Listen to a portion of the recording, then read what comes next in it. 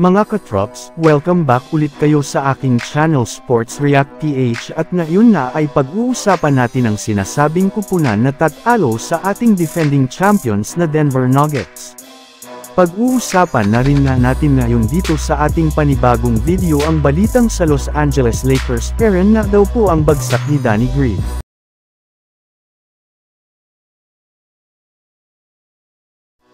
Matapos nang manalo ang Denver Nuggets sa kanilang huling game ngayong araw kontra sa Chicago Bulls sa pangunguna ni Nikola Jokic na kumuha ng 28 points at 16 rebounds ay umangat na nga sa 6 wins at 1 loss ang kanilang record kung saan sila na nga po ngayon ang nangungunang kupunan sa standings ng Western Conference.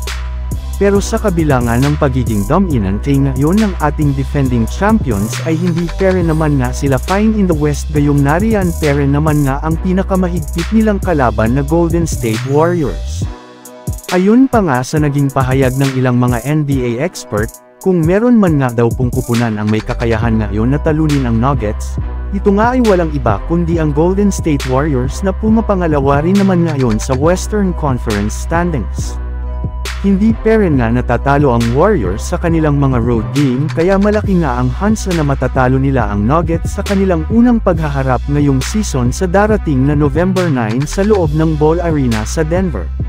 Samantala pumunta naman tayo sa ating sunod na pag-uusapan ngayon sa balitang-balitang sa Los Angeles Lakers peren nga daw po ang bagsak ni Danny Green. Sa naging laro nga ng Lakers kontra sa Orlando Magic ay naipakita na naman nga dito ng kanilang buong kupunan ang napakalamig nilang shooting especially sa 3-point line. Yes, nagkaroon na rin naman nga sana sila dito ng pagkakataon na makahabol ngunit dahil sa sobrang lamig o hinanga ng kanilang shooting ngayong season ay hirap pere naman na sila na tuluyang makapag-comeback. Kaya isa nga iyan sa mga rason bakit kailangan na daw po ng Los Angeles Lakers na papirmahin sa kanilang lineup ang unrestricted free agent na si Danny Green na gusto rin naman ngang bumalik sa kanyang dating kupunan.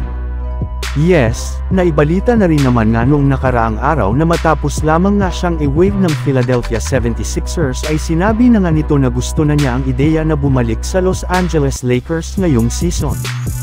Sa kabila nga ng edad nito ay malaki pere naman nga kahit papano ang kanyang maiaambag nito sa kanyang dating team especially pagdating sa depensa at shooting na magagamit talaga ng gusto ng Los Angeles Lakers sa kanilang mga susunod na laro. So yun lang nga mga katrops ang handog ko sa inyong storya ngayong araw. Sana nag-enjoy kayo. Please like and subscribe my YouTube channel Sports React PH para sa iba pang storya at update patungkol sa NBA. Kita-kits muli sa ating susunod na video.